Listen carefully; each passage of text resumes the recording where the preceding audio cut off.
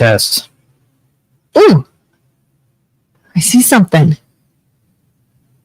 I was in the dark. Can you guys hear us now? My goodness. Did you fix it? If you thought I was pissed before, how pissed am I now? You're very pissed. Did that work? Do we have sound now? We have sound. And I don't. Yeah, genius. You Danyi can fix anything. No? I'm mad. He's so mad. That's why we're sitting in the dark. We gave a whole story about it, and apparently nobody heard. Yeah. Over the weekend, they cut power to the building, and we lost a bunch of equipment, now including the audio interface. And so I MacGyvered it, so you got sound, but Rest in peace equipment. I'm freaking pissed. Someone's got to pay for that.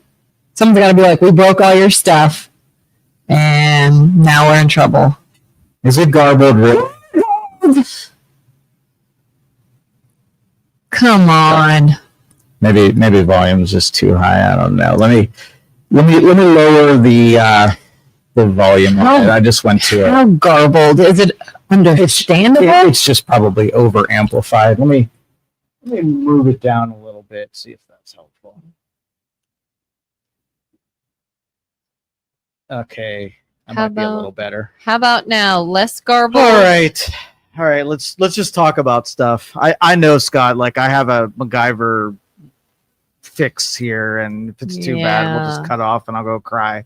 Yeah, so if you're just joining us, a power outage has broken a bunch of our crap, and Joe is about to rampage.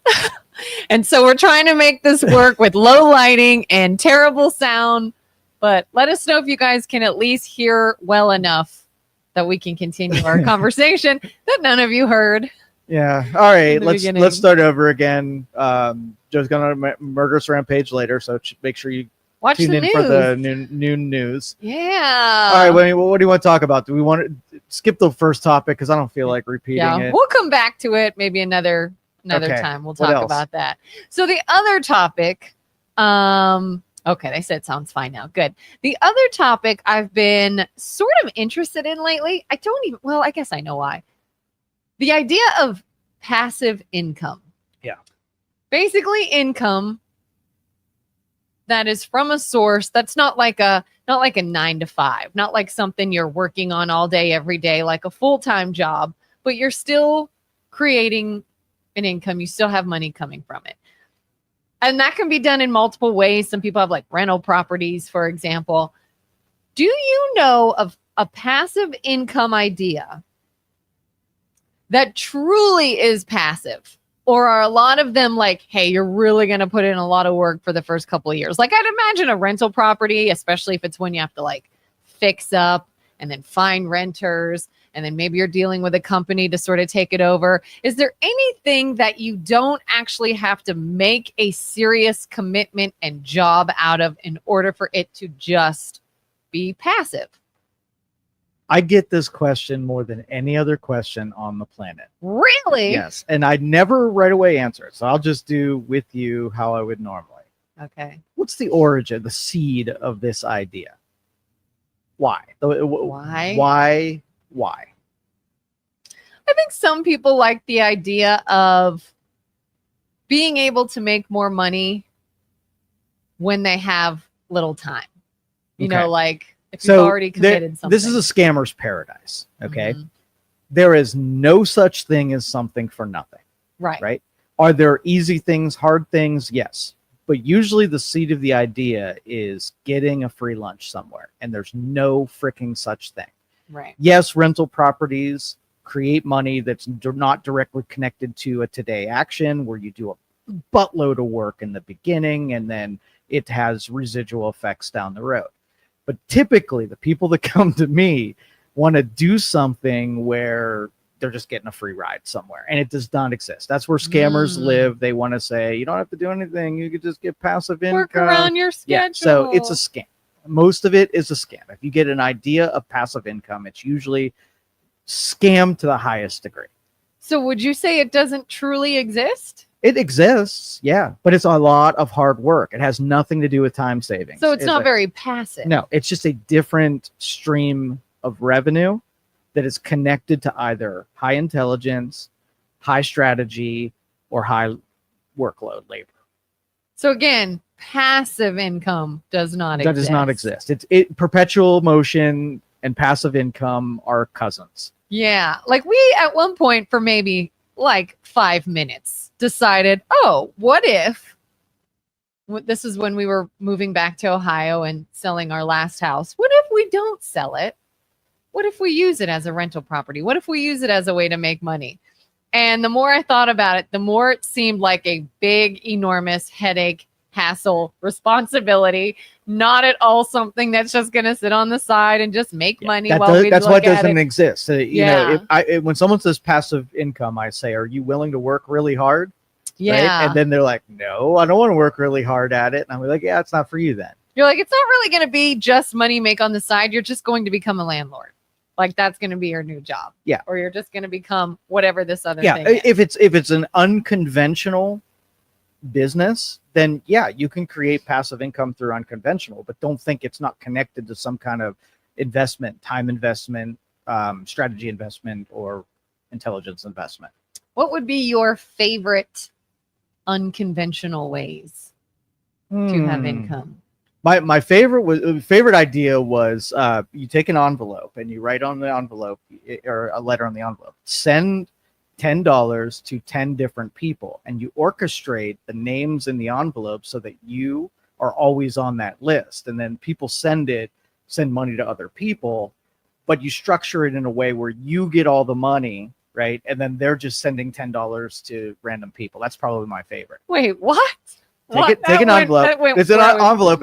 On the letter, it says, you will have great luck, right? If you send it's like a chain mail, chain letter. If you send $10 to 10 different people, and then you have a printed list, and you say, what I want you to do is take the first, third, fifth, and seventh, and then add the odd numbers, new names in there. But make sure that the fifth, third, fifth, and seventh never change. So they're always sending you $10. That's really passive. Really It'll work forever. There's no flaws. And then maybe you type in there, and if you break this, bad luck will visit you. Yeah, exactly. Really thought you were going to have something deeper there. You know where I thought that was going? Where? I thought it was going to be something about faith. Really? Yeah, I thought it was going to be like, you send money out into the universe and it'll come back to you. Don't give me any noble credibility when I'm pissed off. I would be flippant and sarcastic. You're like, I hate people today. Yes. Pyramid scheme. Yeah. It's all pyramid schemes are only bad if you're not the beneficiary of them. Pyramid schemes are awesome if you're at the top of the list. There's somebody I don't know them well. They're like an acquaintance through an acquaintance, but somehow we're connected on Facebook.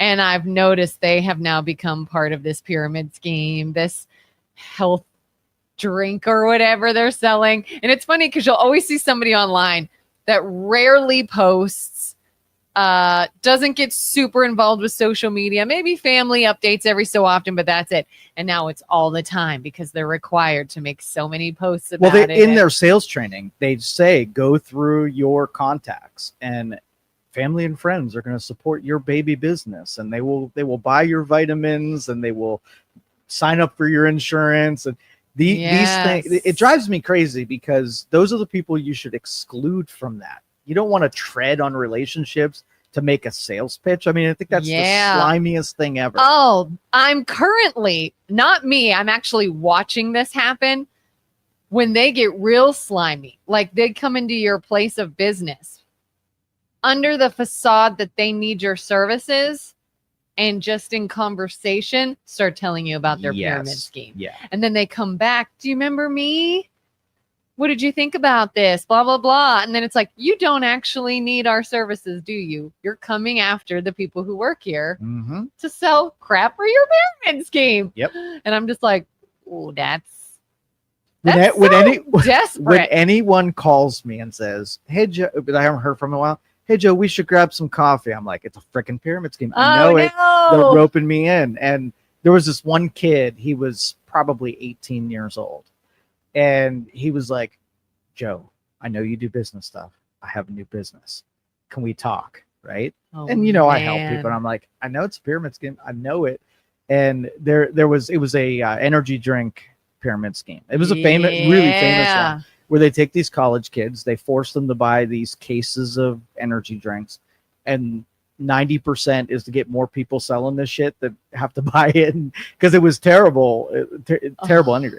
They float watches and cars in front of them, and they have somebody that within their circle got a Corvette or something like that. Jeez. And they'll tell you all about they're almost close to their BMW. All they need is a couple more signups, and they're going to be in their BMW. And I'm just like, dude, listen, as hard as you're going to work for this pyramid scheme, you could just do your own. Get an energy drink, get rebranding for it, get something that's in the generic form, rebrand it, and sell your own damn energy drink. You will get that car faster by selling your own than feeding this stupid system that's exploiting the shit out of you. And yeah, because then they're like, all you have to do is sign up 35 other people, and then you just collect off of them. Just 35 ruined relationships to get a car. That's amazing. People that now ignore you and they don't want to hear what you have to sell anymore. And now it's awkward. And I had I was doing it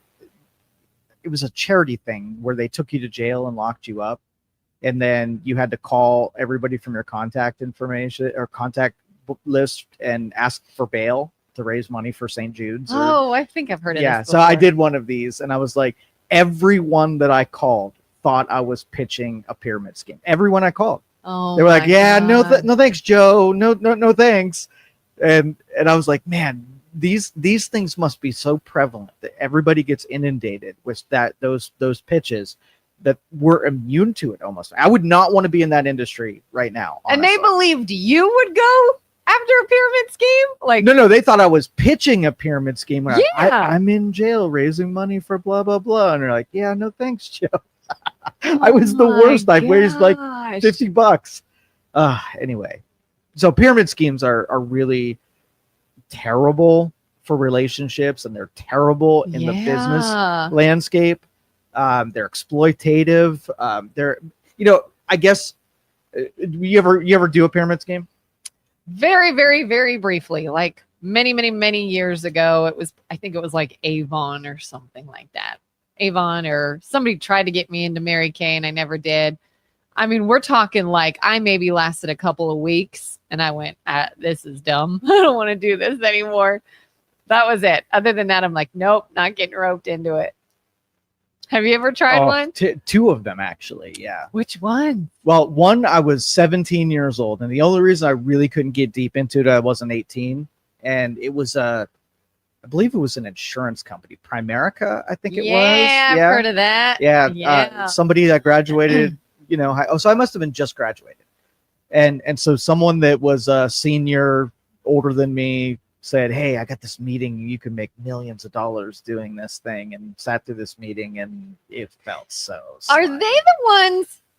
There's something that almost makes it religious, like very cultish, very cultish. But I mean, there's literally like a God small group type meeting feel. God wants you to do this kind of pitch. I don't know what the company is.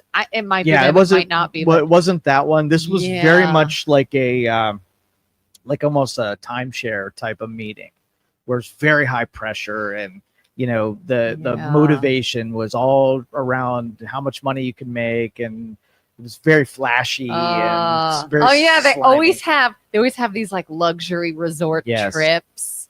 Oh, my business is taking me to Punta Cana for free for a week to go to this conference or something, and I'm just like, I'd rather just save up and take myself. Yeah, and especially new businesses, they're usually very simple and very boring, right? Yeah, and there's no flashiness. If you're like, hey, do you want to be overworked and destitute for a couple years of your life with the margin of a chance of making it into something, this must be for you. Like, it's the worst sales pitch in the world, the real legitimate small business startup, versus, hey, you could work 1 hour a week and put millions of dollars in the bank. That's the something or nothing, trade-off. And that's where all of these whole residual income and passive income sales pitches, it appeals to a portion of, like there's some people I know they were built for pyramid schemes. They are just, it is in their genetics. They're good at it. They have no shame about it. They're extroverted personalities, they're really good at it. And they make a lot of money doing it. Yeah. But for most of us, we will never be able to do the things that require us to be good at a pyramid scheme. Oh yeah. I know someone, they are like the queen of Mary Kay, has the pink Cadillac, has all these different gifts and makes a ton of money, but I mean has binders and binders of people. Yep. And it's like cold calling and it's going places and very much one of those where like, oh yeah, and I work it around my schedule and I go to the movies if I want and I go blah blah blah if I want, and it's the easiest way to make all this money. And I'm like, it's 100% not. But and what gets me is when you start seeing the shadiness, like if someone flat out was like, oh, I sell this and I try to get other people and that's how I make my money and blah, blah, blah. Fine. But it's like the way in which they'll get you involved is it'll be like, I'm not trying to sell anything, but here's what I have to do. I have to show my ability to put products on someone. And I just need you here as like my model.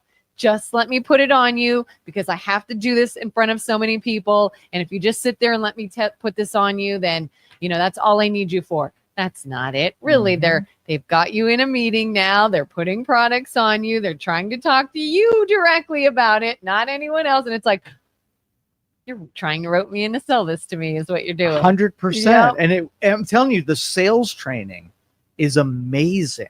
Like they are so good at getting everyone on script and teaching the strategies, like hold the pen, your likelihood of someone signing a document is 50%. If you hold a pen in front of them, drop it into their hand, right? That's shady to me because you're playing psychology against people who would be your friends or at least acquaintances. Scammy. So scammy. So yeah, I stay super far away. I had this story. There was a NASCAR driver that I was working with. He was making his entry. He was pretty young. And when you're getting into NASCAR, like the big NASCAR drivers, they make a lot of money, right? But when you're going into it, you are spending money out of pocket to just keep competing. So it's very tight. And this dude was on the precipice. Like he was really close to getting a good team, getting a good sign on, and, this close. So he came to me for marketing, right? And then it wasn't happening fast enough for him. And so he went and started doing the pyramid scheme, selling vitamins, selling energy drinks to make extra money. So I knew he needed extra money, right? That was understandable. Yeah. But then taking all of his amazing contacts of people who respected him, and he wanted to go through then and start exploiting the people that had a lot of money, had a lot of connections to sell freaking vitamins. Like, do you want to be known for that thing? Oh gosh. Yeah. And then inevitably I feel like they always fizzle out. They always stop. Yeah. Well, except for Mary Kay. There are a couple of them that somehow. Well, I don't mean the companies themselves. I mean the people. Oh, the people selling doing it. But there's a couple that have a good enough model. There was a catalog that had everything, vitamins. I forget what it was called. And there was a bunch of people in that one for the longest time. Pretty quality products, and wasn't oppressively hardcore on that. I think they were big enough that they could back off a little bit. But man, every February and March is the prime time for new pyramid schemes. Let's see what the new ones are. Like, I'm kind of curious. Yeah. Like every time I see someone start to kind of come on social media and really start pushing a product, I almost want to like start a stopwatch and be like, let's see when this stops. Let's see when they give up. And then it's, I still use it sometimes, but I don't sell it anymore. And it's like, because it sucks to sell. And people are in it when you even say that it's a pyramid scheme. They get very defensive of how it's not a pyramid scheme. They hate it. Let's see. I guess they're not going to tell me any new ones. Somebody just up there was, what is the new pyramid scheme? I don't know where it went. Might have been like a Reddit post or something, right? Yeah. What's the new pyramid scheme? Multi-level marketing. It's not a scam. It's not. It's not a pyramid scheme. It's multi-level marketing. I'll give you the secret and the rights to sell the secret to other people. Anyway, Yeah. so yes, my Yeah. recommendation is, you know, I was just talking to a guy the other day, and you know, as innovations happen, there's new industries that completely come into that didn't even exist like a year ago. So there was a guy that he does 100% brokering. He doesn't do the business and he doesn't do the customer, right? All he does is he stands in the middle and he goes out and finds the business, and then he hands off the customer to the person that produces the product, and that's all he does. So he's a facilitator. He's like the 100%. networker. Exactly. So because he knows the industry, he knows the people in the industry, and all he does is hand deliver people from one side of the equation to the other. I think that's genius, because if you wanted passive income, if you wanted the closest thing to a shortcut, that would be it. But how difficult would it be to stay in that game? Because once you hand customer over to industry, you really aren't needed unless you somehow, you know, force your way or, you know, bully your way in being necessary. You got to be, and that's why, like, his deal is he's really good in the industry. So his knowledge is why people are paying him the, you know, his commissions on those deals, because without him, they wouldn't be as good a customer. So if I delivered you 20 quality, you know, high-end buyers, right, you'd keep giving me reasons to bring you high quality buyers. But if I handed you junk, like if I said 100 leads and you had to do most of the work, you would cut me out of it in 2 seconds. Yeah. But the intellectual game is pretty valuable. I feel like that's what I used to do on a very, very, very small scale when I was involved in chamber life. It's like we'd be at networking events and somebody'd say, oh yeah, I know, I'm trying to rent out this room. I've got this space in my building and I just need somebody to rent it. And then I'd be somewhere else and somebody say, yeah, I'm looking for a space to rent. I'd be like, you need a space to rent? Yeah. Come here. Introduce, hey, you have a space? You need to rent a space? This is so-and-so, enjoy. And then I walk away. And so then people would call me, hey, this is what I need. Do you know anyone? And I'd be like, yeah, I do. Here, talk to so-and-so. They work here. And I loved doing that.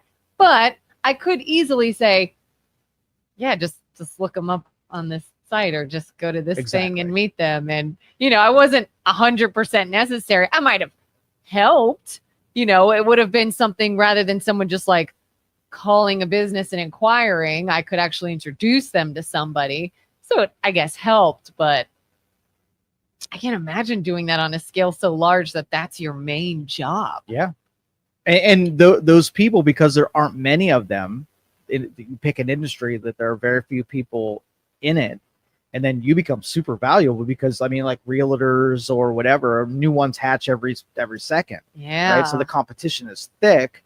If you're not really good at it or find a niche in it, you're just, you know, one of the 80% that barely sells or buys houses. But in an industry where it's in, I don't know, there's a handful of people that know the industry well enough to be that person, you know, you can make an end. Yeah, I know. There are, I don't know about around here, but I know down south where I was living, I mean, like probably thousands of realtors. Yeah. And I just keep thinking, there's no way they're all making money. No, there's too many of them. And some of them will say, oh, I just do it on the side for a little bit of money here and there. And you got to think of it. If it's really a good deal, like let's just say you were really good at picking stocks, like you were really good. Mm-hmm. And you can make money picking stocks. Would you just go pick stocks for yourself and make a bunch of money, right? Or would you be like, man, I'm probably not as good at making this money, picking these stocks as I can. So you take a curriculum and teach other people how to pick stocks, and you make more money showing people a bad model. You know what I mean? Like the best stock pickers aren't going to just come to you and say, hey, you know? Yeah. They're going to just do it. Interesting. Yeah. So if you had to pick one, if you were like, all right, somebody that truly wants like a side gig, what would it be? Education would be number one. Education. Yep. get really good at something in a space that that is underrepresented, and teach people what you know. Hmm. And a lot of businesses, my wife was probably the best illustration of this. She was doing some glass work, some jewelry making, and whatnot, and selling the stuff. She made a good buck on the stuff. It was premium stuff. It was really high-end artisan stuff. And then she started teaching other people how to make jewelry and to do the stuff. So having a classroom full of people who want to make money, right? Teaching them how to do the thing that you're doing, which do you think made more money, the teaching or the selling yourself? Right, the teaching. Absolutely, because there's a million people out there that want a side hustle, that want to make extra money. So the dedication and instruction to, what people don't know, right, And is way more valuable. There's no way you see yourself as sort of making your competition then? No, it's infinite. It's unlimited. Huh. I just thought of something I was about to ask you. What was it? Teaching how to do something. Oh my God, I just had a really good question. What was it? I don't remember. God dang it. It's going to come back to me. What is Scott saying? Look up a guy named Tom Cruise on TT. He's a Section 8 millionaire, but yeah, he sells courses for thousands of dollars. Total fraud. Total fraud is in, like, he's not actually selling anything good. I don't know who that is. I'm going to say it's probably scammy, but not fraud. Fraud is where you take a money exchange and you don't give the product, right? That would be a fraud, where they're ripping you off straight up. Taking advantage of you and manipulating you would be scammy without fraud. So if I tell an 18-year-old kid that he can get a Corvette, when the chance and percentage of you getting a Corvette because you sell energy drinks, if it's like 0.001%, but you make it seem like you're on the track to that would be scammy, not fraud, because it's technically possible. It's driving me insane what I was about to ask you. I really wanted to know the answer, and now I can't think of what it was. It'll come to you. God, I hope so. But anyway, it's one of my most annoying topics is the pyramid scheme, because every year, like February, March, it rears its head. And then I complain about it for a couple months, and then it kind of all goes away. So these things are almost like the gym memberships at the beginning of the year. Everybody's like, I want to make more money. And they're like, hey, anybody know how to make any money? Yeah, I got a work from home thing for you. Oh, really? Cool. What do you have to do? Watch YouTube videos. That's all you got to do. Watch YouTube videos. Just watch these videos and fill this out. And that's it. It's funny because I used to work in a gym, and we ran a special every March because January was busy, into February was busy, and by March, everyone's like, I'm over my New Year's resolution. Yeah. So we did a special in March to get people back. But it was like, oh yeah, you see all these people coming in after the first of the year, and it's like, you're going to be gone. You'll be gone. You'll be gone. See ya. Yeah. See you next Occupancy time. in March. That's for sure. Yeah. All right. What else do you want to talk about? I'm annoyed. For those of you just joining us, I'm super annoyed today. So I'm going to be flippant, and Kellen's going to be, I don't know, her cheery self and trying to overcome whatever mood I'm in. That's why we're sitting in the dark. Yes. Because Joe feels dark. I'm very dark. Twisty inside. Yeah. What else? What'd you do over the weekend? I did some neurodevelopment. Neurodevelopment. I don't know anyone else in this world that would have said that's what they did over the weekend. Other than it's a barbecue. Oh, I just cleaned. I did neurodevelopment. I did camping, but because we were camping, I did neurodevelopment because that is the prime time for neurodevelopment. What is doing neurodevelopment? How do you develop your neuro? It's a good question. My neuro. Your neuro. Brain's made up of a bunch of neurons. Thought, ideas, creativity, all of that are the combination and connection of neurons. Yeah. You have ones that are close together, ones that are far apart. And as you use neurons, they grow closer together and they transmit. And so you can create more neurons the more you use them. So what you do is you wander up to something that's undeveloped? You ever have like a moment where you know this is a neurological gap that I have? No. Okay. Not Anytime consciously. you do something new, you get exposure, you have a brand new thought, you pick up a tennis racket, something that you just don't have any brain capacity for. You've never done it before. So you never thought about this, you never experienced this and whatever. Yeah. And you walk up to that thing and it feels awful. Sorry. What? Scott says you sound like a blast to hang out with on the weekends. Let's get together soon. So you wander up to that. Typically, when you don't feel good about something, you walk up to it and you laugh about how you're not good at it and you wander away. But when you walk up to it and you want to develop it, you embrace it and you keep firing at it and you keep drawing those neurons closer together. So you can basically rewire your brain when you give it a chance to be bad at something long enough before I'm not going to say you're going to become good at it, but the longer you do it, the more the neurons come closer together. So kind of like if there's something I want to learn, I'll just start doing it over and over again. And like sometimes I'd be out with some girlfriends and maybe some people start doing a line dance in a bar. And I'm like, that looks really cool. I don't know that dance. I don't know how to do that. So what I'll do is I'll like watch it and then I'll watch it again. And then I'll sort of do like a little bit watching it. And then I sort of do a little bit more. And then if I do learn the steps, I have to keep doing it. Do it again. And then you're like, oh, now I know it. And that is, and those are, that's an example of it. And it was fueled by positive emotion. So you got the chemicals that made you stick in there. I'm talking about the things that you feel absolutely terrible about, where you have insecurities and you have anxieties and everything in your body is telling you not to do that thing. And you do it in spite of those. So rather than saying, oh, just give me a little bit and I'll learn that dance, you're like, oh, I'm never going to be able to do this, but I'm going to try anyway. Exactly. You push and you really get the fiercest stuff you like doing. You can get good at it, but it's usually not the good stuff. I'm talking about stuff that really is part of your personality that's a flaw and you don't like and whatever. You can develop those things, and that's the kind of stuff I key on. So you develop things to help change the things in your personality you don't like? Just fringe stuff, yeah. Do you have an example of one? It's so subtle. Like it's almost like when you walk up to a let me think of an example.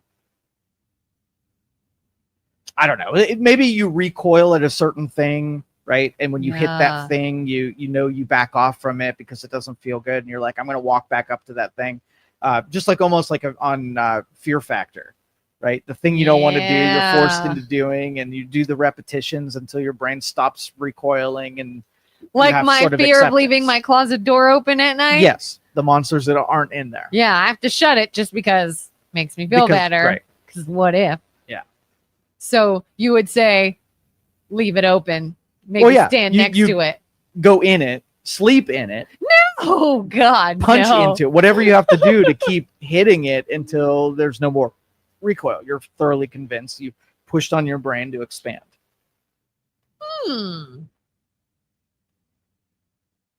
I feel like I know so many examples in my life of something where I'm just like, not big deals, like you said, not anything that is like earth shattering or life changing, but just little things that maybe I come in contact and I was like, nope. Yeah, it's exactly right. Those are the ones that you should put on the list to be able to find a situation that'll put you in that state of mind and then solve that part of your state of mind.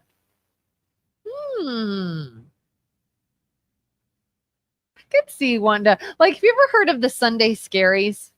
Have you heard that term? No. You've never heard of Sunday scaries? No. So you know what it is. You just maybe don't know the term. Okay. I think it's a newer age thing. People call the Sunday scaries is the feeling of dread you have on Sunday because tomorrow is Monday and it's a brand new work week. And it's like Friday is exciting. The weekend's coming. Saturday is great. It's Saturday and you're off and you're doing stuff. Then Sunday hits and you're just like, now I got to prepare. And it's called a hangover. Hangovers are very much part of the Sunday scaries too. But yeah, it's just like, I've got to make sure, I've got groceries and laundry and I have things clean for the week and I have stuff that I need. And what do I have to take with me tomorrow? And I have to get up early. I got to set my alarm again. And you're just dreading your week to the point that now one of your weekend days has been ruined. And the weekend feels like it's one day because the other day is really just prepping for it. And I remember having like Sunday scaries all the time. And I would even like talk about it like really the weekend's one day. It's one day. It's Saturday because Sunday I have so much to worry about in preparation for Monday that it's not even a day off anymore. It's not even enjoyable. And I started to tell myself, this is bull crap. I don't want to ruin Sundays. I don't want to feel like this. And so I would start to think about Monday, like really what's Monday going to bring? Nothing that I can't handle. Nothing I haven't done a million times. It's not like I have to go anywhere I hate. You know, it's not like you got to go get drilled at the dentist every day or, you know, it's not like I got to go walk around in like sewage or something. Like I'm going to do things I don't hate. It's going to be fine. And then I even started to think like, ooh, and then when I get home, maybe I watch an episode of this show, which I love doing. And guess what? It's starting over the countdown till Friday, and everybody loves to make it to Friday. Well, now we're counting down to it. It's something to look forward to. And I started to retrain my brain so that I don't hate Sundays for no good reason. That sounds like a terrible existence. Scott knows what I'm talking about. I would vote for a 7-day work week. And that way you have consistency. You don't have to like, think of like if you're in the hot tub in the middle of winter, right? Yeah. You get up in the hot tub and ooh, it's nice and warm, and you're like, I got to get out of this thing now, right? Yeah. So don't get in the hot tub and create that contrast if you can't handle walking a little bit in the snow with your hot tub skin. 7-day work week. That's your answer. I don't know if that's the answer. Why? I don't know if that's the answer. So you just never then get that break. It's just why would you want to? Why would you if it's an unenjoyable whiplash, then stay consistent. Well, another thing I heard was don't create a life you need a break from. Yeah.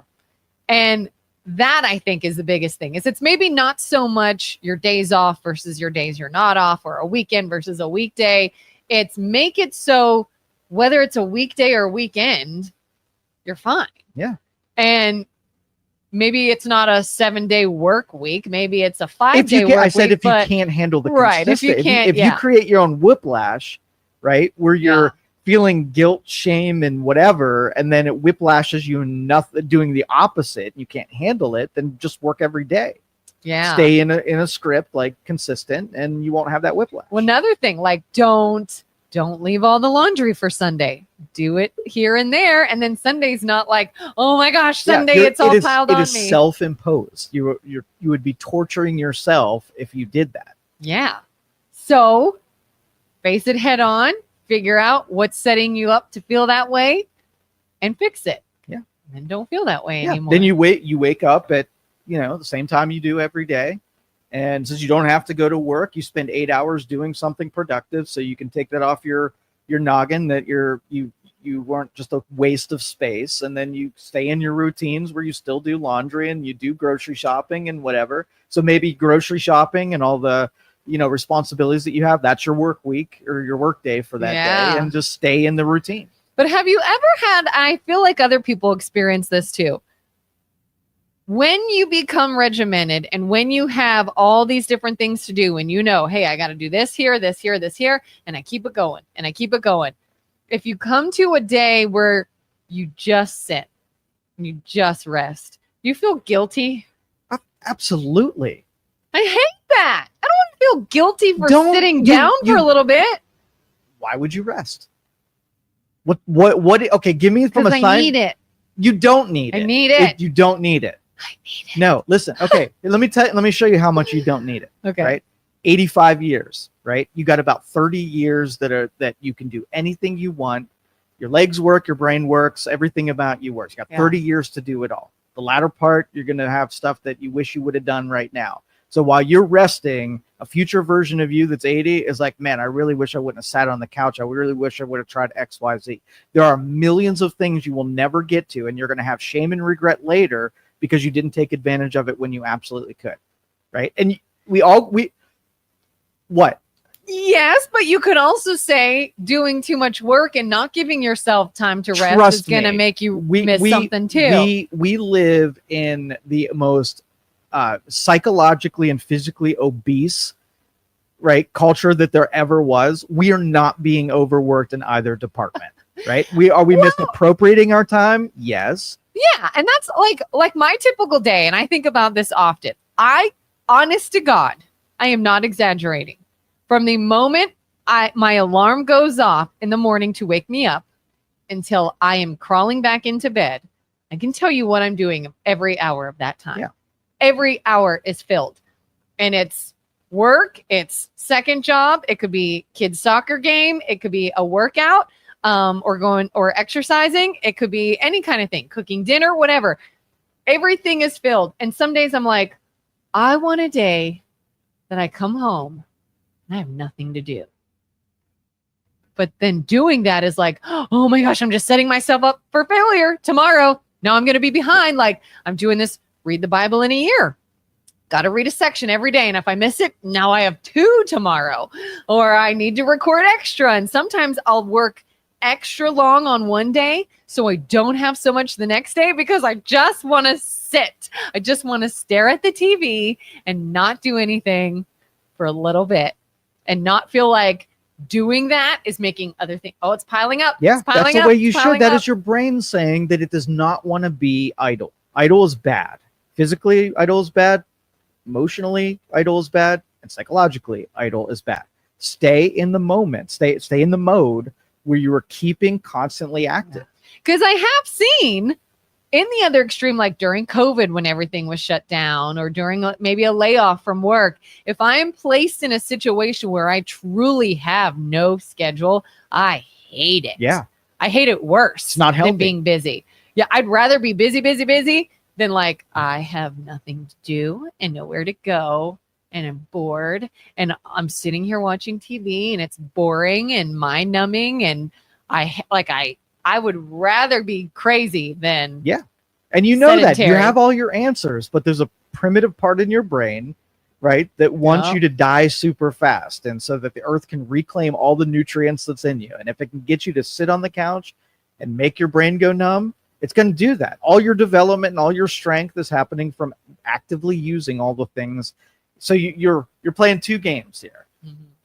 Strengthening your body and brain by keeping it active, right? And the allotted amount of time is finite. You're going to die, right? Yeah. And so every minute that you are awake, conscious, and whatever should be used to the best of its ability. Don't give in to that death whisper. Do you ever feel guilt though that what you're putting your time and energy into is not something you should be putting your time and energy into, but you want to? Like because my days are so busy. Now some of that are things that involve my kids, but most of it is not. And I get this sense of like, oh my God, they're growing up fast. And one day they'll be out of the house and I'm going to say, I can't believe I did that instead of spending time with them.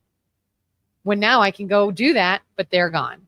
You know, like the idea of prioritizing and not regretting what you prioritized. Yeah, and human beings are really bad because we're emotional creatures at apportioning the amount of time. But here's the spoiler. You're in control of that. You can do whatever you want. You can budget time any way you want. Do it well, right? And you won't have that guilt and shame. Yeah, I can see that. But we have all those justifications and we have all those excuses and we manipulate ourselves into doing what we want to do rather than what the budget says that we should do. And you make one concession on something that you know you shouldn't be doing and it throws everything off. So I say staying consistent means that you don't get whiplash from your own life. You don't get whiplash from your own life. Yep. Ooh, that's a good one. Yeah. Don't get whiplash from your own life. I am so interested in what these things you retrained your brain to do are or not do. Well, do one. Let's do one, and I'll tell you what I would do in that situation. So really, there's because these are subtle layers, there are one thing that leads to another thing, which leads to another thing. So the origin, like what the first cost of that thing is, and try to explain why you are that way and the benefits and the cons and of behaving that way. Okay, so give me one that you would it's not a big deal, inconsequential, but you'd like it to be different. Not a big deal, inconsequential, like it to be different. Yeah. I mean, like the Sunday Scaries was one that I'm working on. Give me a lower tier one. Okay, so for instance, when somebody knocks at your front door, you have the hiders, the people who pretend like they're not home, and you have the people that fling open the door and have a conversation. Which are you? I gotta like look out the window, see who it is. Okay. And then I will. You'll talk to them. Yeah. Do you want to be that way? Do you want to change anything about that? I feel like that's a good way to stay safe. I don't want to just fling open the door. That seems unsafe. Okay, but your programming, your interpretation, right? There's no anxiety about that. So this isn't a good one. Oh, so something there's anxiety about. Yeah. So oh God, I know there's something because I have lots of anxiety. Do you want to read that? Joe, you are very critical today. There's no psychological reasons or physical reasons that taking personal time is wrong. Give that data point to justify it. So we need to eliminate work breaks and relaxing thought. That is still doing something constructive. Many professionals advise to take mini breaks to be physically and emotionally healthy. And really, you're absolutely right. But taking the adequate amount of time. So if I went on a big hike and I was winded and my muscles were spasming, and then beforehand, I know what it takes to recover from hiking them out. Like I need a 17-minute break. I need to have more hydration and I need to throw in some carbohydrates and I need to rest for 17 minutes. I've decided ahead of time what the appropriate amount of recovery is for that. If I said, I'm going to go for a hike and then I'm going to lay on the couch and I'm going to watch 17 hours of TV and I'm going to drink beer, right? That is not the appropriate recovery. So knowing what it is. So if you work a really tiring day and you are really engaged mentally, right? I would go home and I would do something that engages me physically because it's the opposite of what I did all day, where I was using my energy to do something in a different department because I was stressed in one means that I'm under stressed in the other. So it's not that you don't need breaks. You just need the adequate breaks for whatever it is that you did. And I said, working a 7-day week, those are for people who cannot handle, right, doing nothing. So yeah, we're not shaming anyone that can sit and do nothing and feel totally when I say a fine about 7-day break, it doesn't mean you go to work for the other 2 days. I'm saying you stay engaged in the same way that the rest of your week goes. Because if you're assembling a good work week and you're feeling that you were impactful and you had a lot of W's, stay in that mode and just get W's in a different department. I thought of something that bothers me. I wish I didn't do. Okay, I'm ready. Sometimes I get overly, bothered by other people's decisions in their own life that's affecting them. It's not hurting me much. Maybe it's a bit of an inconvenience or an annoyance, but they're screwing themselves up. And watching them do it will really bother me. Like I'll be like, oh God, you make terrible decisions. Why would you do that? You're already in debt. Why would you go buy that? You already didn't do this. Why would you start another project? You're already this. Why would you do? And I'll just be like, I'll get to the point where I was like, I can't even hear about them anymore. I get worked up and it's not even me. I'm just annoyed by them and their decisions. Okay. What's the origin of this? Like, because you say it's not affecting you, but it obviously is. So I'd have to get pretty detailed, not detailed, but specific. If it's like, maybe it's like a neighbor and it's not affecting when you don't see it, but when their outside aesthetic of the neighborhood is now becoming an eyesore, then it's annoying. And then it's like, all right, it's fine. It's their property. They can do what they want. I'm not going to let it bother me. And then you see them do something else and you're like, should you have when you already created this eyesore? Could you just clean that up first? And And then they do something else and you're just like, I can't. I want you to tell me no more information about your life because I want to scream how much you're screwing up and ruining your life.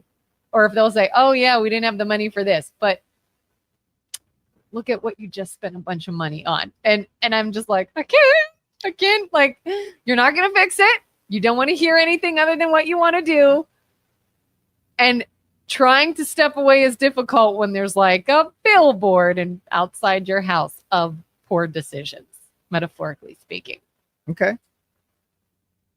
Well, I'm the same way. Okay. Yeah. I truly believe that my decisions I should insulate everyone around me from, if I make a poor decision, the cost holder should be me. Right.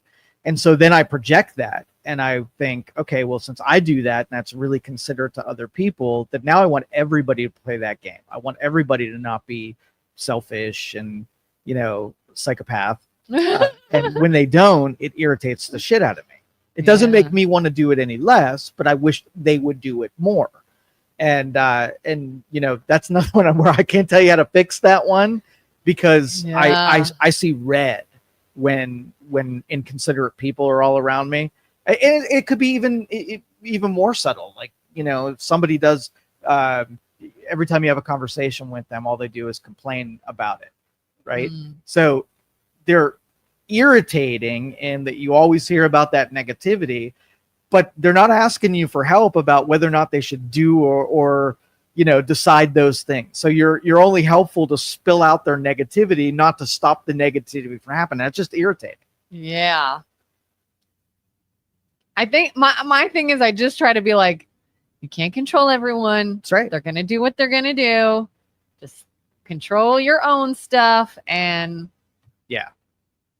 Oh, it's hard though. It's hard. And I want to well, be the best thing to do, are you polite and not telling them to their face? Because I'm the opposite. The way that I do it, I just say the thing that I'm feeling. And so a lot less people, even if it's not asked. Yes. Like if they're like, hey, look at this thing I did. And would you be like, that's a terrible decision. Yes. That's awful. Yes. You're right.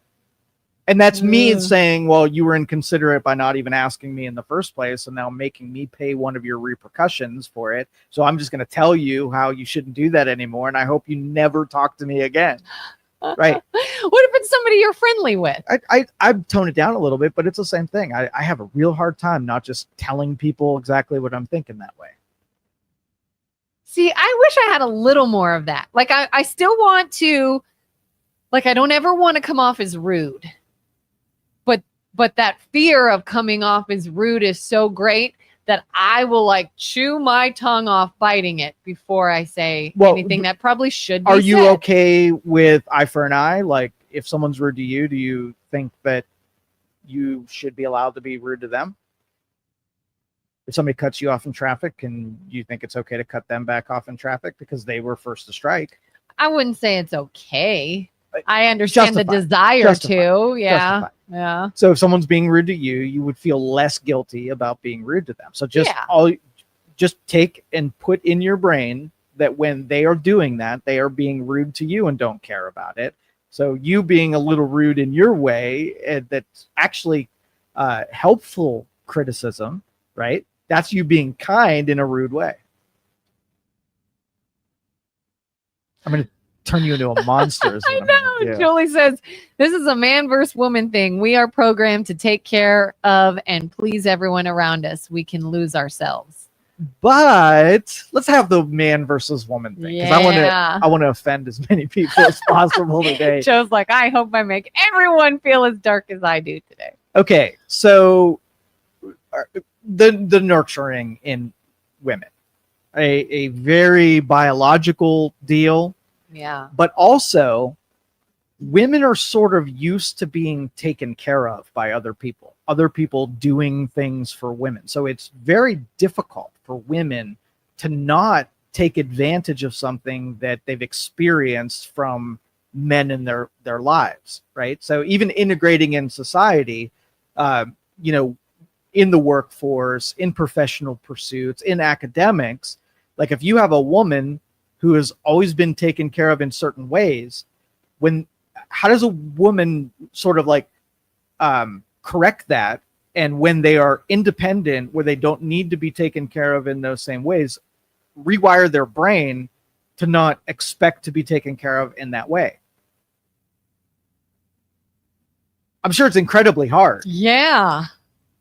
It is interesting too, because we do have these things, these rules of thumb, maybe like ladies first, hold the door for women. Right. Some people even say, oh, don't use foul language around women. Now, obviously, this is not everybody, and not everybody follows these rules of thumb. But there are these sort of well-known guidelines, I guess. I even remember I was sort of annoyed after I had my kids because I saw how I was treated while pregnant and then how you're treated with the kid. It's vastly different. Everybody loves seeing a big pregnant lady come, let me get that for you. Please take my seat. Let me hold your door. Oh, look at you. But when it's just an exhausted woman that hasn't slept in days and is dirty in a sweatshirt with her hair up with a screaming baby, no longer into helping you so much.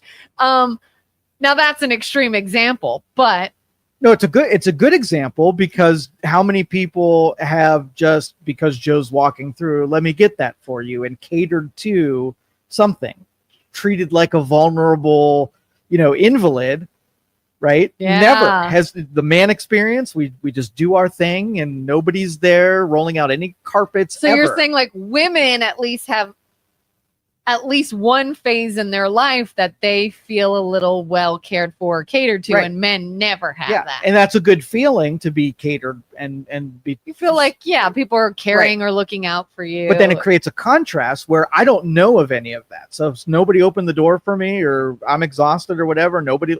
It's just. Are you sure it has day. not happened? Maybe you just haven't noticed it. Not really. Maybe you didn't realize that things happening around you were people trying to care for and cater to you. I don't know, but I would bet that it's not in the visual spectrum. It's not something I look for or doesn't would stand notice out if to it, you. yeah, exactly, because it's so rare.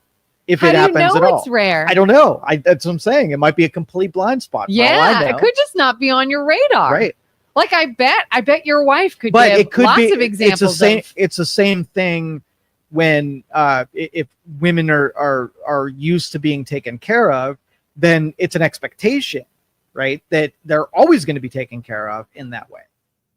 So that's what I'm saying. That's like the opposite of it, where I'm never looking for it, so I don't see it. Where women were always expecting it, so they don't even see when it's happening. They just expect it. Well, kind of like we've talked about birthdays, holidays, gift giving, things like that. Whereas if your wife liked receiving presents, maybe breakfast in bed, maybe something nice on her birthday, and you don't care about those things, well, she might do that for you, get you something nice, cook you breakfast in bed, something in a way to show catering to, love, consideration. But to you, it'd be like, because you don't see it that way. That's just not how you experience those things. So it may just be that men don't even realize people are catering to them or giving them these same things. Women just Well, I'm saying, like, it. biologically, if we both had needles and you had someone bring you breakfast in bed,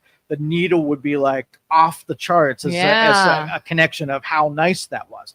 Mine would, they take a little beep, right? You'd be and like, be like, okay. oh, that was really nice. Thank you. Yeah. And that would be the end of it. So the connection with being catered to, low needs, way down again, here. I don't think that it always just is a women are being taken care of and men are not. I think women read it differently and feel I think they're programmed differently. Oh yeah. Right. So that's what I'm saying. Like, when you put both of us in the workforce and you put us out in society, we are going to treat the marketplace completely different. So the marketplace needs to be more endearing for women and make them feel better about things. Men can just like take anything, right? And if it was not more morale boosting for them, they're going to be able to do the job no matter what. No, to an extent. We're generalizing. Generalizing, yeah. But I think men also in general do need some boosting, some building Not as a up. requirement. We can be deprived of those things in the interim, short term, and really Short term. but Maybe short term. I don't think anyone can be fully deprived of feeling that whether it's an ego boost or a sense of appreciation or that somebody cares. I don't think anybody, male or female, can go long term without that and not feel some kind of way about it. I think it's So I you think think that if I didn't get any affirmations, I would just throw my hands up and just stop doing it? no. You're absolutely But right. I I could probably go for years. If you went years without it Yes. and then suddenly got a bunch of it, would it stand out to you? Would it feel differently? No, it Bull crap. it Yes, wouldn't. it would. no. Okay. You go years without anyone showing you a single ounce of appreciation. Not an ounce. Nobody says anything to you. Nobody gives two craps about what you do. Nobody talks much about anything that you are interested in ever. And then maybe someone comes along and they're like, I think what you do is fascinating.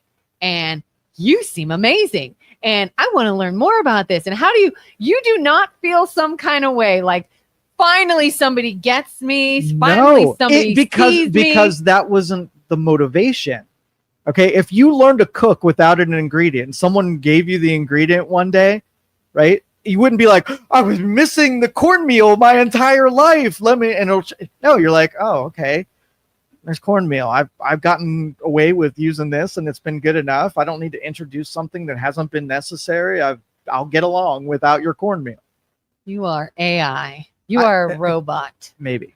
I need It's some men to comment and tell me I'm right. Just no emotional men. If you eat a lot of never mind, I'm not gonna go down. Like, I always feel like there's a cliche in movies all the time where like the man will have an affair and say, oh, you never paid me any attention, and this person was giving me an ego boost. So that's a different type of man. Yeah, those are men that slather soy on their face. Okay, they eat it, they wear it. Those I men need people to tell me I'm pretty. yes and worthwhile. Yeah. And when you are pregnant, you are doing your job and propagating the world. Once you have the baby, you are doing your duty. That is completely correct. Doing your duty. would you look at a pregnant woman and think, oh, by all means, please have my seats. Let me get that door for you. For sure. But do you do it out of what sense? Is it, well, you're just doing your job? Or is there some feeling of appreciation or concern? Or No, so mathematics happens in my head, right? And when you are taking equal things, like if you and I were sitting down in a bus, right? Mhm. There would be a situation where you need that seat more than me, or a slot in a parking lot. I will park really far away because other people need a closer spot more than me, and I know they're more numerous than me. So on the priority list, I'm way far back on the list, and I'll take the far parking spot. So it's still a selfless act out of logic and reason, Yes. not emotion. Right. Like you might say, well, it makes sense. You have a broken leg. You should walk closer to the door Exactly. than me. Whereas I'd be like, I feel so bad. You have a broken leg. Let me please ease this burden. Take the closer spot. Yeah. Same thing, different emotions. Reasons. Right. Different reasons. Different reasons, I guess. I do remember, like, so one time I was getting on a plane and I had a baby, and in no way, like, I actually went into it expecting the worst, like flying with a baby. This is going to suck real bad. Let's see how this goes. And to my relief, a lot of the people on the plane were very nice. Like, somebody carried my bag on for me. Somebody else was like, please let me get that for you. They carried my stuff on. If my baby was upset, somebody was like, hey, I have a tablet. Do you think, she wants to play with this? And somebody else maybe had a cookie. And I was like, like, faith and humanity restored. If that were you and you were dreading something and you're like, I know this is going to be very difficult. I just got to get through it, and it's going to just have to work out. And then people ease your burden. You don't feel like any sort of emotional reaction to that. So all of that are variables that were outside of your control. You needed luck in order to succeed, right? In order to get by. I think this when I'm driving the motorhome every once in a while, right? Uh-huh. And there's some times where I got lucky that I got off on my off ramp. There just happened to not be a car there, or there were situations that were not by design, just complete luck. So I factor in how I would put myself in positions that I wouldn't need to be reliant on that luck. How could I, sculpt what I do so I wouldn't be dependent on whether or not somebody's going to be kind or generous or be in the right, nice emotional state to let me get by with a positive experience. I want to take that off of other people and take more responsibility on my own. Right. And like in this, obviously, like, hey, I've got everything packed in a way that I can do this. But when someone says, I know you can do this, but let me help, and they just make things nicer and easier for you, you would not have like an appreciation? Fear. I do not like to have gotten something without earning it. And it makes me fearful that I will never know if I could have gotten the thing without that grace of other people. It feels huge. Something happened to you, Joe Danyi. Why? You don't think that comes from something? I can't accept help because I fear owing them. No, not owing them. That it wouldn't have been accomplished without them. Like, what would have happened if they weren't here? Could I have done this? You robbed me of knowing if I could do this? Right. The confidence knows that. So if I'm driving in the motorhome and the only reason I got in that other lane is because someone let me by, right? What if they wouldn't have let me by? I would have been held hostage by my poor decision making that I should have been in that lane ahead of time. So it takes responsibility off me trying to strategize deeper so I wouldn't need the graces of other people in order to get there. So let's say you've got it timed out. You know you can merge, you can get over, everything's good. You see a car coming, and maybe you're like, it's fine because even if they pass me, I still have enough time to get over. That I'm unaffected. But instead of passing you, they stop and they give you a little, go ahead. Appreciative, or you're like, I don't need you. No. Don't tell me to go ahead. I will appreciate it, but then I will think how I don't need them and be smarter about it so that you don't need someone else to give you a pass in order to get over your lane. Trauma independence. Maybe. They say like a lot of women or people who feel the urge to be extremely independent, that comes from some trauma. Maybe. I think Joe Danyi, I think you are in this robot mindset of zero emotion, all logic, all independence, because something happened and you think going back to the normal brain, emotional state could be dangerous. Or could be dangerous. It is dangerous. It is a dangerous prospect to be dependent on a bunch of psychopaths that Why are they all psychopaths? Because they're terrible at everything they do. Everybody in general? Everybody. Okay, you sit around and talk to 100 people. Okay. And I want you to pay attention to how things are in their world, whether or not they're good decision makers, they're looking out for things, and they're really good at deciding things. Do you want to be dependent on that? I don't think so. It depends on the group of people. Some people I would be like, all right, I'll totally trust them. And then others, like mentioned earlier, is like, oh, everything you do is the wrong choice. Yes, there's a lot of those out there. Self-centered people who are self-interested, right, are not putting you ahead of them. So it's great little cherry on top when you get somebody who's doing something, considerate for you that is not, they don't have transactional value in, but that's not the norm. So the worse you feel about society, the more independent you have to be. Yeah, because you have that traumatic sort of state of mind of. It doesn't even have to be traumatic. I can't trust it could just anyone. Be math. I can't. It could just be math. If it were just math, and you know mathematically the odds are stacked against you, Yes. you will most likely come in contact with the harmful idiots than the people you can benefit from. Yes. Would it then not make it all the more, what's the word? Emotional, I guess, is maybe not what I want to say. It would be impactful to you when in a situation that the odds were you would not come across someone great and helpful, that you do. Would you not then be like, oh my God, of all, like, the math told me I should not have experienced this, yet I am. I feel good about this. Rather than, how dare you help me? I want to see if I could have done this on my own. When you know, but that was rare and it still happened. You don't find that interesting? Meh. Short game versus I'm a long gamer. I'm a long gamer. I think from the, if you put 20 people on an island and there's no food, no shelter, whatever, everybody is in survival mode, right? Yeah. Would you want to be someone to survive? Everybody taking shots at you, taking whatever they can get, whatever. That's the mode that I usually stay in. Defensive. Yeah. You're on the defensive all the time, probably. What would it take? What would it take, do you think, for you to have an extreme reaction to something? Oh, I would. Ever? Like good or bad?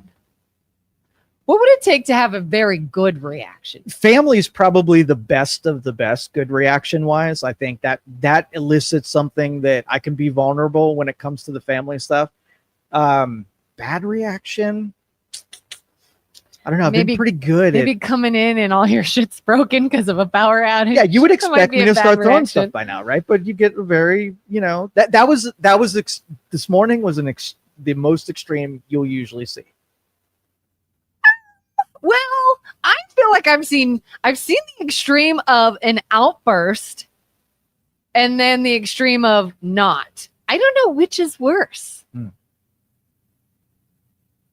Probably the not. Maybe the not. Like it's, if someone is actively losing their cool, yelling, swearing, throwing, there's some emotion to that. But if someone is mentally doing that and trying to be subdued, it's like, what do you want to face? The storm you can see or the storm is just coming? Right. I don't know. I've seen both. I feel like I don't know. One might be scarier than the other.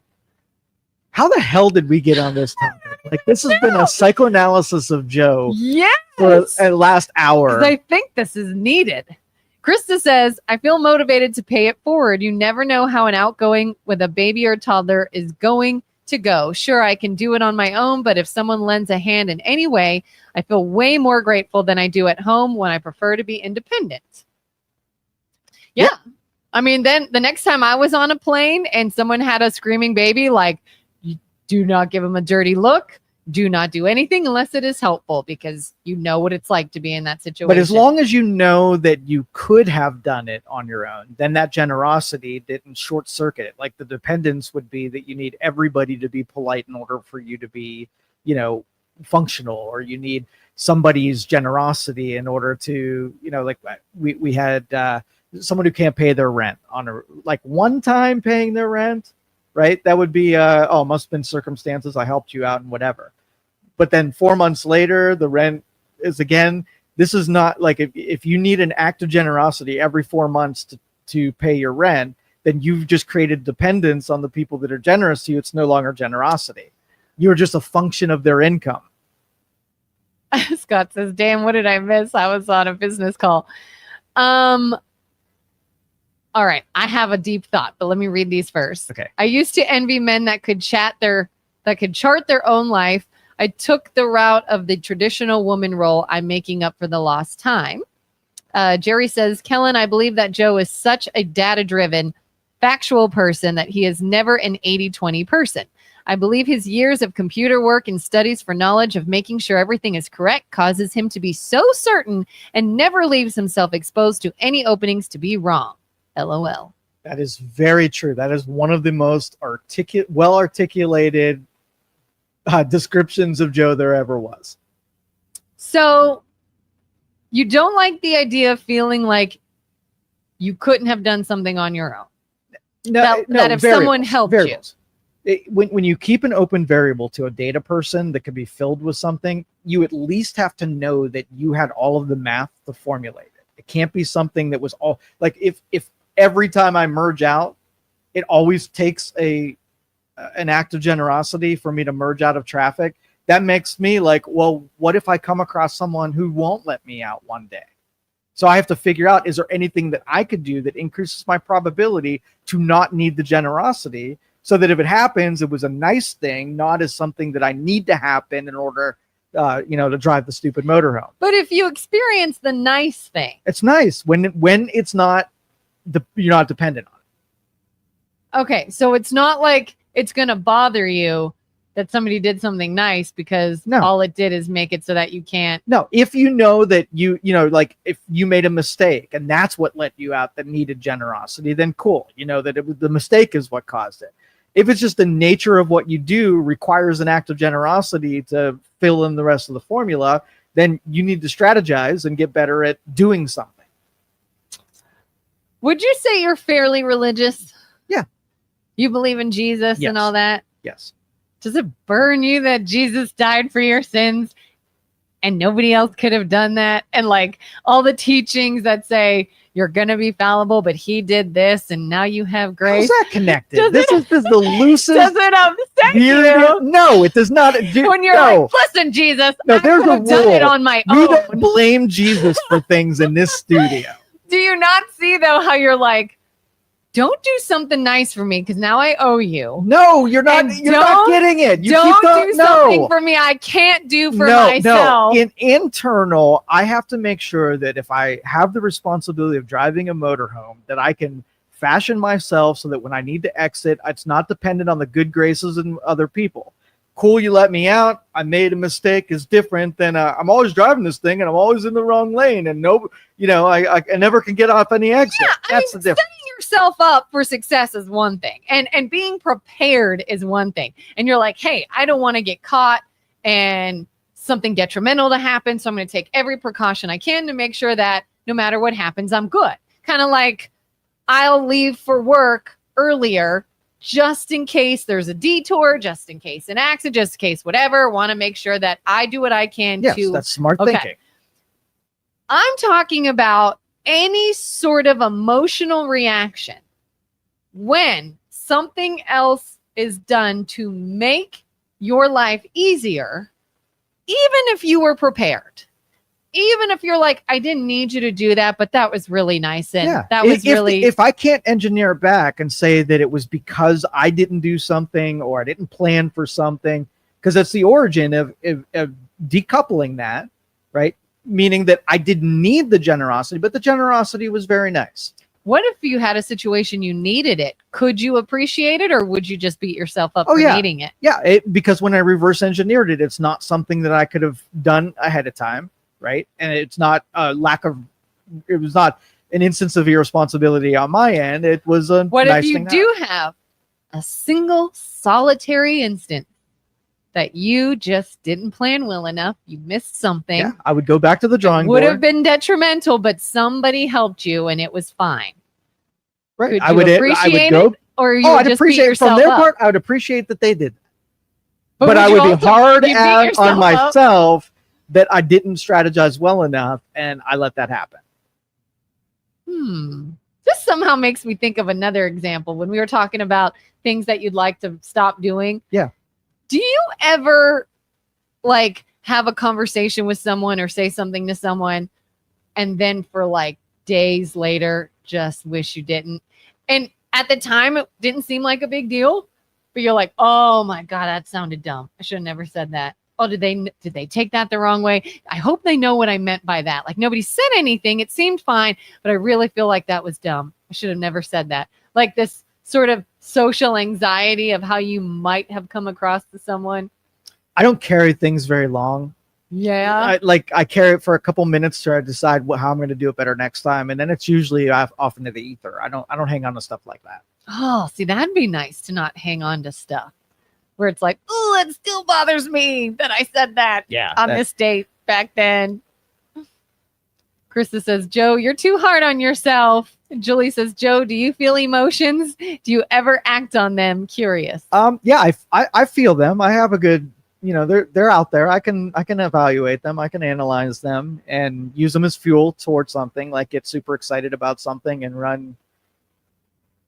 What? It's our TV. Our broken TV just arrived. Oh, yay. No, wait, that was too small to be a TV. Never mind. Did you just feel joy and then I disappointment? did. I thought they were bringing replacement TV. Oh, we for just the dark- watched Emotions. You thought it was TV for there? Yeah. That would have been exciting. Yeah. Now you're But now- disappointed. no. Oh.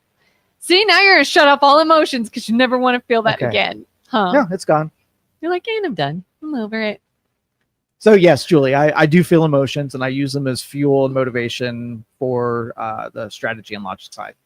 Krista says, Kellen, that has to be a woman thing, thinking about combos days later and feeling rude because you forgot to say something.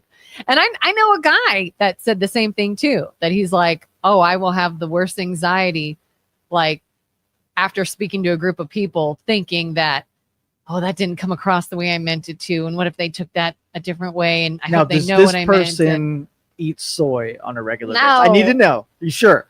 I don't think so. Are they vegetarian? No, I don't know. Okay. They seem like a normal human being. I'm just filling out my spreadsheet. I have a theory. I just think men and women can both experience anxiety and dread and emotion and discomfort and joy and second guessing and guilt. And What is the utility? You didn't feel good about something, so your brain engages, right? I guess it's, then you do Heightened something different senses. next time. It's exactly what I do. I find out the minimum amount of energy expense towards finishing the utility of the emotion, right? The emotion said, didn't go right. I want it to go right next time. Let's repopulate the brain, write out what we're going to do next time. And then beyond that point, reminiscing about it and beating yourself up about it, once you're beyond it, you're not doing any more good because you're not going to re-strategize. It's not suggesting that you didn't go far enough. You just want to feel bad. You know what I think it is for me? And I wonder if anyone else feels this way or if I'm just weird. It is the illogical feeling. And I realize that this is not mathematically probably, I don't know, logical. But it's almost like with every instance that I feel like I might have said something that maybe in any way, shape, or form pushes someone away or makes them feel negative about me, that it will ultimately eventually lead to being alone. That what if everybody feels that and I'm all by myself? So wait, you're afraid of being alone? Well, that's the thing, is I don't think you have that fear. I fantasize about being alone. I think you would say if I said something and somebody else took it the wrong way and became offended, I don't effing care. Bye. Whereas I'm like, if I said something and somebody took it the wrong way and became offended and I don't know enough to fix it and they just leave, and then maybe somebody else thinks some way about me, and then maybe somebody else thinks some way about me, and now everybody wants to leave and doesn't like me over a misunderstanding. It'd even be one thing if it was something I owned. Hey, that's just me. That's how I am. And if you don't like it, bye. But if it's over something that is not me, it was a misunderstanding, that drives me nuts. And I want to prevent that from happening. And the reason I think I feel this way, or that it's apparent, is I'll start to, in a way to calm myself down. If I feel like, oh my God, that was so stupid. I should have never said that. Oh my God, that was dumb. Why would I even say that? I think it's okay. I have my husband and my kids. I have so-and-so and so-and-so. I have these people, and that's all I need. That's all I need. And I will try to comfort myself by being like, if they are suddenly out of my life, I will be okay. Does that seem weird? To me, yeah. Yeah. Whereas you'd probably be like, You mean if I I don't say care who I lose, controversial I'm things fine. and annoy enough people, I might end up alone in a cabin in the woods by myself? Sign me up. Like there would be. you really think you would be 100% A-okay if you were totally isolated and alone? I have dreams about it, and they are I good don't buy dreams. it. They are amazing. pine trees and snow in the morning and brewing your own little coffee and raising your own. Oh, it'd be By yourself forever. Like forever. You know, I think people say that, but in real life, if that were the thing, I don't think a human being can mentally handle it. I mean, I would marauder and go to neighboring villages and maybe do some trade, maybe every couple months. So you would have to have human I interaction. wouldn't have to. Like, I would do it. Sounds like you would. Or I could go to the village and just murder everyone and take their stuff. That would be an interaction too.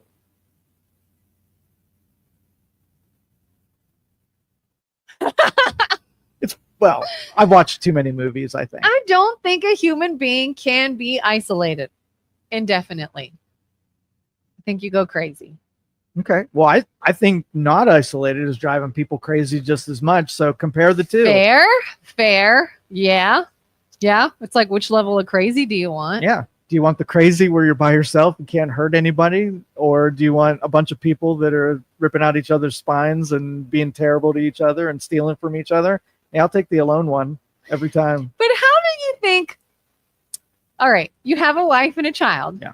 And you love them. Mhm. You probably enjoy being around them. Yes. Probably would never want to not be around them. Right. What if your wife or child came to you and said, my dream is to go off by myself and never see you or anyone else again? Well, they're in my circle. They are an extension of me. They can come with me. So they, it is the circle you need. Oh, still. there's a circle of It's trust. not alone. That would be alone because the stuff that I dislike, they don't do any of that stuff.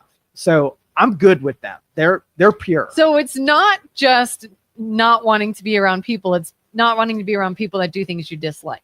Yes, for sure. That makes more sense than I want to have But solitude. I will tell you that if they weren't around, like they never were, I could still be by myself in that, because it would just be a smaller circle. Well, if they And never were, what if they Right. were and then they left?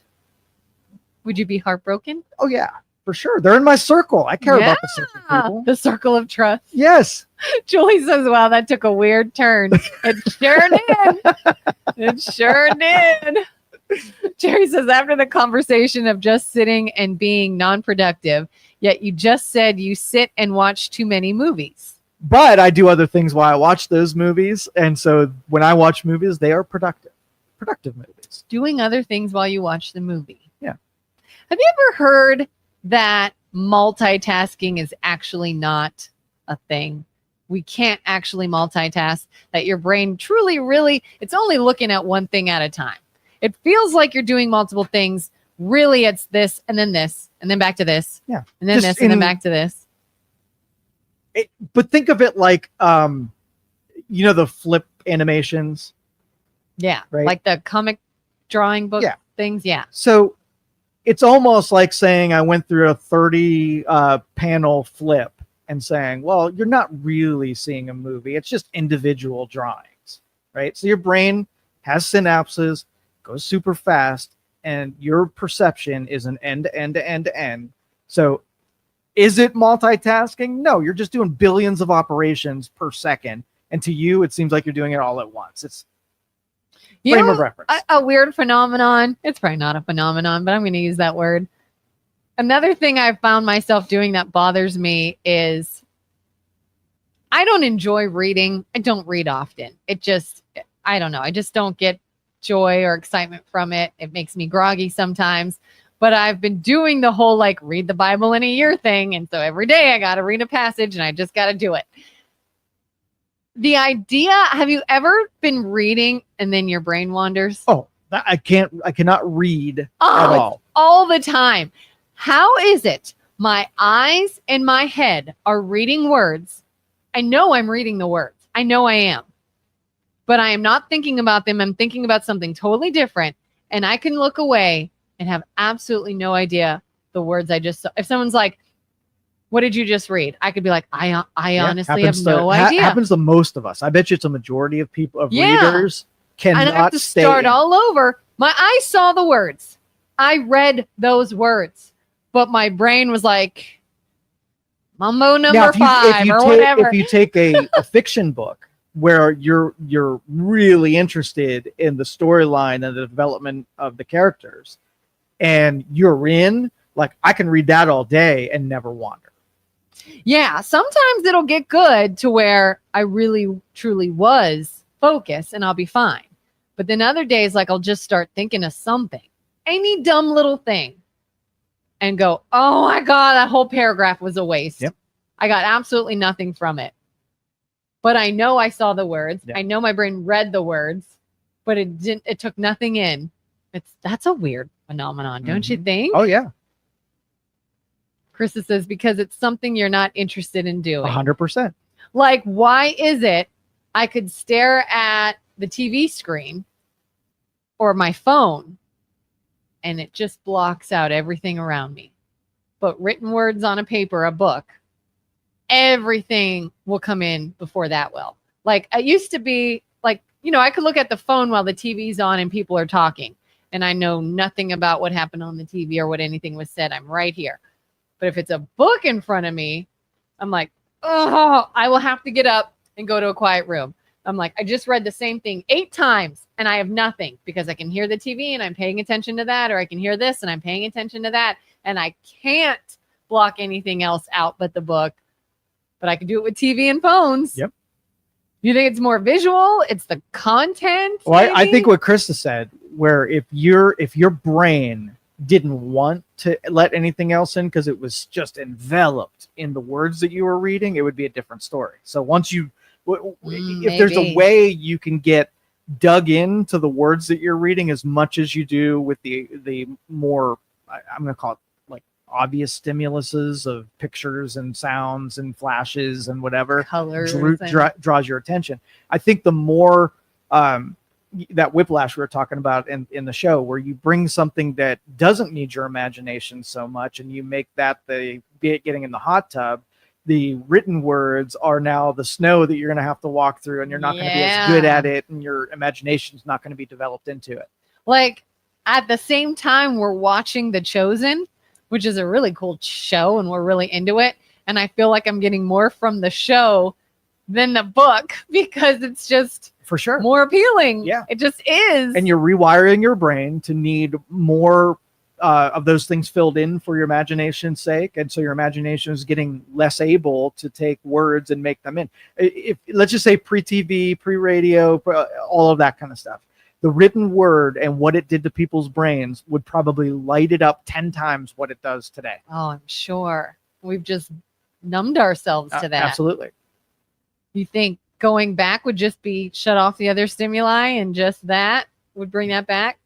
You would have to go to my cabin where I'm all alone and I don't have any of that stuff, and then read, right? And that be your only entertainment, and your imagination will slowly come back to life again. Well, then some people say, oh, you can get that on audio. You can listen to the Bible. And I'm like, yeah, but I'm making myself read because I don't read. And I'm halfway done. And this is by far the biggest book I have ever in my life even attempted to read. And it's only because I feel this like sense of obligation now. Like, I can't quit. I've gone 6 months. I can't quit. I've got to see this through. It's my determination of accomplishing this goal more than like, like it's something I have to do now in my day. All right. So here's, tell me if you will or will not do this. Okay. Neuralink, they drill a hole in your skull and they put these immediately no. That's the only bad part. Okay. They put these little electrodes on your brain and they do brain mapping, right? And so they can move information into your head in its entirety. Like right now we use our senses to translate ideas. Yeah. You remember the Matrix where they plug in and he's like, I know Kung Fu, right? Yeah. They put they downloaded Kung Fu into their brain by profiling the information and putting it in one slot. So maybe 12 years. If you took, okay, this is how profiling works when it comes to neurological and brain. So this is what they did with pigs, by the way. Oh God. So they took pigs, they put the neurological stuff, and they mapped what their brain was pre, and then they'll take like an orange and show it to the pig. And then they'll compare the differences between the pre-orange and the post-orange.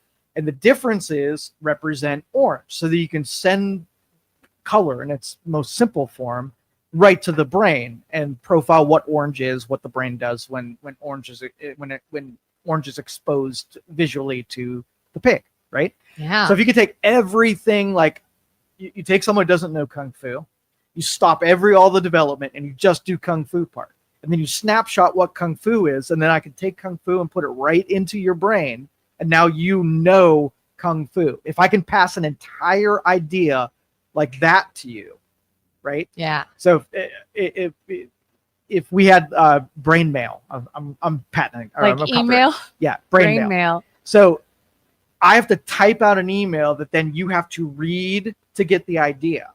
I'm going to just send the idea to you in its entirety, and you won't have to read anything. You will just know the thing that I sent you as if we had a conversation about it. Would you do that? Gut instinct is no. Why? You like the conversation. I do. I get if it's learning something, I get a sense of accomplishment that I did it. I learned it. I achieved this. I trained my brain to do this. It was something I accomplished. It wasn't just given to me. And I like that feeling. Having said that, I feel like maybe there are instances, where maybe I'm just not grasping something. I just don't know what you're talking about, or what someone else is talking about, or it would be really helpful to get on the same page and we don't have a lot of time. Then I could definitely see, hey, just brain mail me real quick. Okay, got it. Let's move on. That I could see absolutely being useful in some instances. But to have that with everything, I think then you miss the whole human experience of learning things and overcoming things and what that can do for your confidence and abilities, and that sense of knowing I have done everything I could to control this. I made this good. Someone didn't just hand it to me. Okay. Would you do it? Would you just brain mail? I find about probably 20 times a day, I find myself to be talking to someone and I'm just thinking, would you please just get to the point? All the fluff talk, all the stuff that was unnecessary, all the stuff that, was meant to the small talk. Oh my goodness. But that's somebody sort of beating around the bush and making But that's small everybody. talk. Like if your neighbor came over, right? Yeah. And the reason they left their house to come over to your house is they needed to borrow some sugar. I don't know if that happens anymore if we rent people stuff. But they would come to your door and say, hey, do you have some sugar? Get the sugar and go home, right? They would almost feel obligated into taking through a bunch of other conversation stuff, feeling that they're being polite because they didn't want to just come over and ask for the sugar. How's this guy and doing this and all this other fluffy words that just take a lot of time, right? Yeah. Where brain mail would Neural say, mail sounds cooler. Cup of sugar. Yeah, I got a cup of sugar. And 1 second. Said exactly what you meant.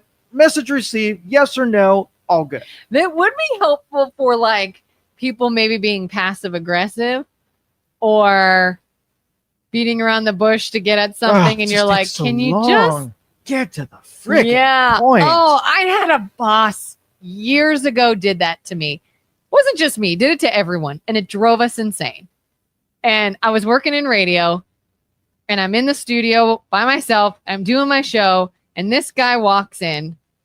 He just looks out the window and he's like, Kelin, what's going on today? And I said, what do you mean? He's like, what's happening? What are people talking about? And I'm like, are you talking about the weather? Like it's raining out? And he's like, yeah, storms may be coming. Yeah. Maybe we should do some more weather breaks and stuff. And he was just saying all these things that he wanted me to talk about. And I'm like, why don't you come in here and say, hey, I just saw on radar a storm's coming. Go ahead and do some more weather breaks. You can find more information here. Like, what was the dance we just did? Exactly. Like, was that for your ego? Was that like, it was the biggest waste of time. And that's when I could have just been like, can you just tell me what you wanted? Or if it's a situation I truly don't understand, like maybe you're not beating around the bush. Maybe you think you are explaining something. And I'm just like, I don't know what you're talking. I'm not getting it. Like Kelin in math class, high school math class all over again. If somebody could have just brain mailed that to me, it would have saved me so much time and grief, because I would just sit there and be like, you're understanding. I don't know what you people are talking about. I don't get it. All right. On that note, we're out of here.